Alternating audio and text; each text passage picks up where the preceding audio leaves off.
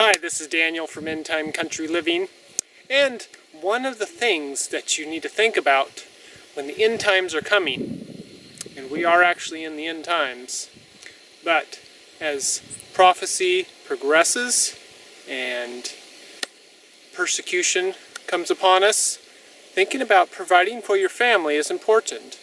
And one of the crops that you can grow for food for your family is beans. Dry beans are an easy thing to grow. They're a lot easier than trying to produce grain on a very small scale, and they'll keep over for many years without having to worry about them going bad and having to preserve them in a special way. It's just by holding dry beans, they'll keep for a very long time. So one of the things I'm doing this morning is removing all the old bean plants.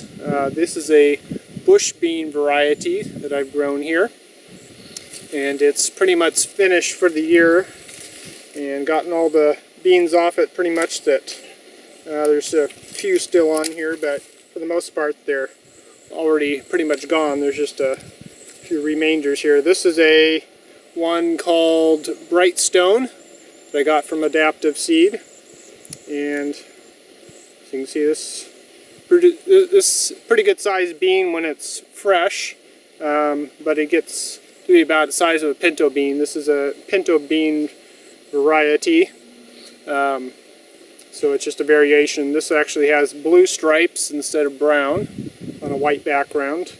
I have another variety here also called Rosso di Luca, and that seems to be another very good variety. It has a red background with some little white stripes on there. So you may have, there's another one that of that variety. Actually, let's see here. No, it's got the black stripes. I don't remember exactly what it is. So this is what that one looks like here. So it's kind of like a more of a mild bean, and so more like a kidney bean, but it is kind of in the same gene pool as the pinto beans. Produces a crop fairly early, so here in the Pacific Northwest it's a good crop for this area, because we only have so many days of summer and heat that we can produce stuff. And then you also got to think about drying it after it's ripe. So right now we're about September 1st, and maybe have maybe 3 more weeks of heat, if that. You never know when it starts to get into later September whether or not it's going to really cool down, and it's going to be tough to get your beans dry. So these, remember how early I planted these, but fairly early in the season, probably May 1st or so. I'd have to look on my chart there to see exactly when I planted them, but we've been able to harvest them and get them dry, and we've been shelling them out here for the last week or so. It's also important to find different, more efficient ways to shell or thresh large quantities of beans.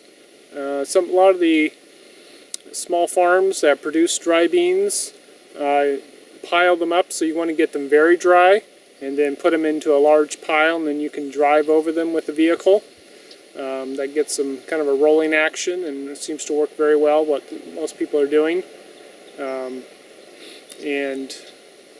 the other way is to put it into a big bin, tub or something like that, or a big box, and then run your feet over them, kind of a rolling action, and kind of stomp on them a lot and get all the beans out that way. Doing it by hand works too, but it's a lot of work. So those are maybe some tips for you. So the main thing I want to show you is how to quickly get these out of the bed. So we do a no-till gardening method. It seems to work the best.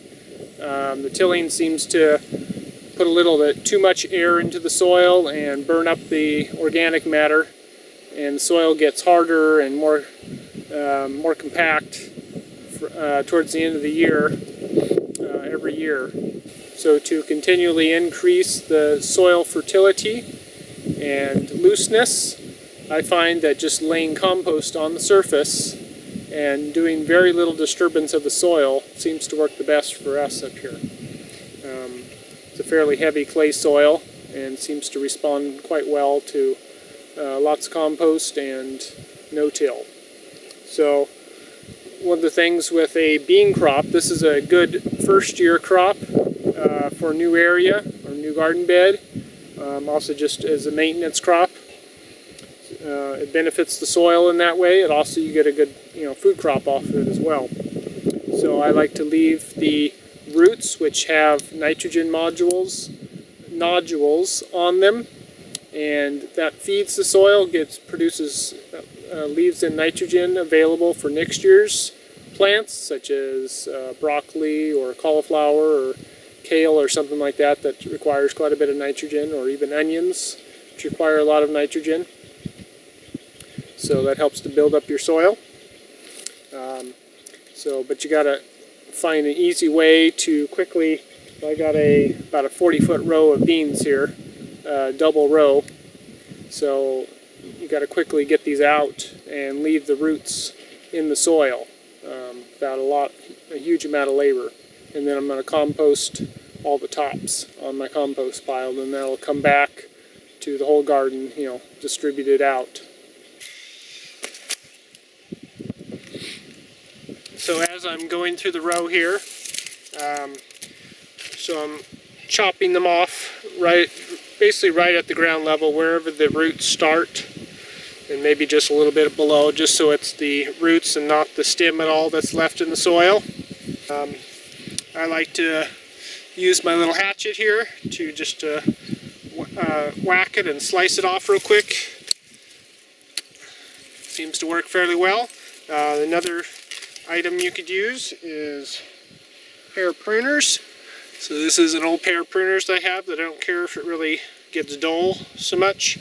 You can always resharpen them. This is actually fairly sharp right now, but the way you can just get in there and snip it off. So you can decide what's going to be most efficient for you. Probably all about the same speed.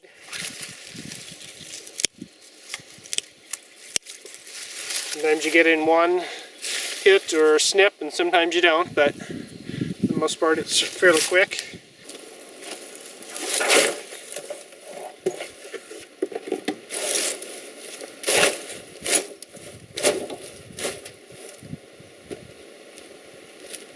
I like to have just like an army tool belt that I can use to put stuff on. I have some carabiners on here I can hook buckets on.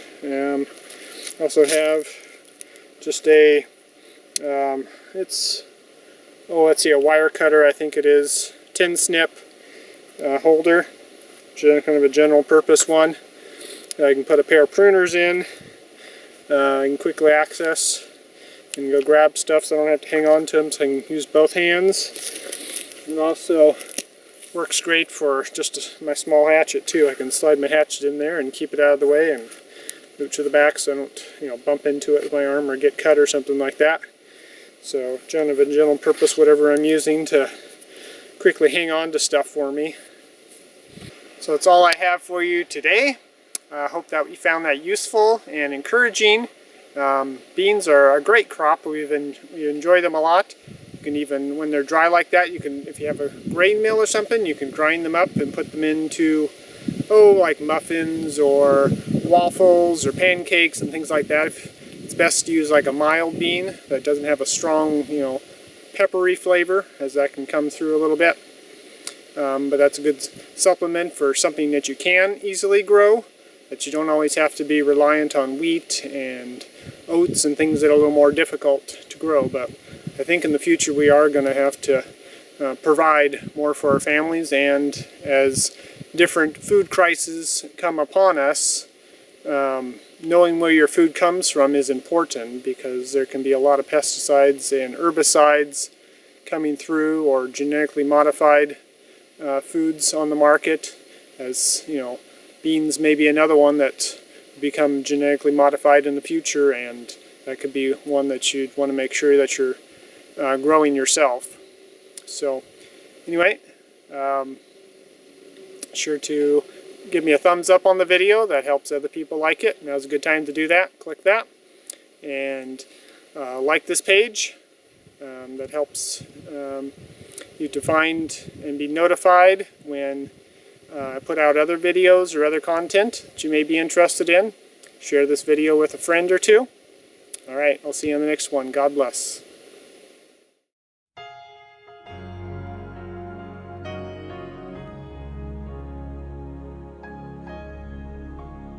All the way my Savior leads me. What have I to ask beside?